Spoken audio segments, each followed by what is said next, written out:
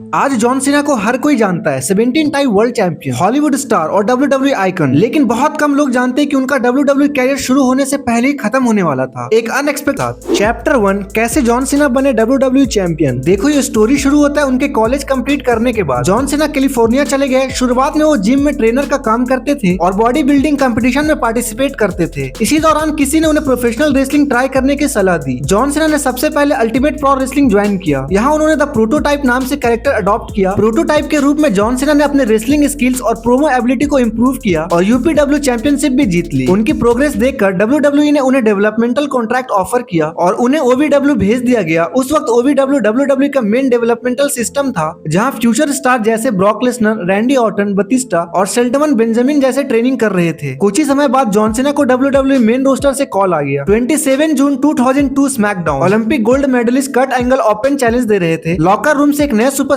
ने एंट्री की। Kurt angle ने पूछा हु आर यू। सीना ने सिर्फ 2 वर्ड्स बोले, रूथलेस एग्रेशन, और उसके तुरंत बाद एंगल को स्लैप मार दिया। मैच जॉन सीना हार गए, लेकिन उनकी फियरलेस परफॉर्मेंस ने WWE ऑफिशियल और फैंस दोनों का ध्यान अपनी तरफ खींच लिया। इसी डेब्यू ने उन्हें एक प्रमोशन न्यू कमर के रूप में स्टैब्लिश कर दिया। लेकिन डेब्यू के बाद अगले कुछ महीनों तक उनका कैरेक्टर ऑडियंस के साथ कनेक्ट नहीं कर पा रहा था। WWE क्रिएटिव टीम भी उनके लिए सही डायरेक्शन ढूंढ रही थी। फिर एक दिन यूरोपियन टूर के दौरान हॉलीवुड के आसपास जॉन सीना ने बैक स्टेज मजाक में रैप परफॉर्म किया। उनकी फ्री स्टाइल परफॉर्मेंस ने मैनेजमेंट को इम्प्रेस कर दिया और उन्हें टेलीविजन पर भी रैप करने का मौका मिला। यहीं से जन्म हुआ डॉक्टर ऑफ थग्नोमिस कैरेक्टर का। Oversize jerseys, baseball cap, heavy chain और अपोनेंट को रैप के थ्रू रोस्ट करने का यूनिक स्टाइल, ये गिमिक ऑडियंस को तुरंत पसंद आ गया। कुछ ही महीनों में जॉन सीना स्मैकडाउन के सबसे इंटरटेनिंग सुपरस्टार में से एक बन गए। 2004 में उनका पहला बड़ा मौका मिला जब उन्होंने बिग शो को रेसलमेनिया 20 में चैलेंज किया। स्मार्ट स्ट्रेटेजी और फू की मदद से सीना ने बिग शो को हराकर अपना पहला singles title United State championship जीत ली। ये विक्ट्री उनके कैरियर का टर्निंग पॉइंट बनी। इसके बाद 2005 में जॉन सीना ने रॉयल रंबल जीता और रेसलमेनिया 21 में WWE चैंपियनशिप JBL को चैलेंज किया। हॉलीवुड के ग्रैंड स्टेज पर सीना ने JBL को फू लगाकर पिन किया और पहली बार WWE चैंपियनशिप जीत ली। जो 3 साल पहले जो रूकी रूथलेस एग्रेशन बोलकर डेब्यू कर रहा था, अब वही WWE चैंपियन बन चुका था। और इसी मोमेंट से शुरू होता है जॉन सीना का असली एरा, जब वो धीरे धीरे WWE का फेस बनने लगे। Chapter 2, becoming the face of WWE।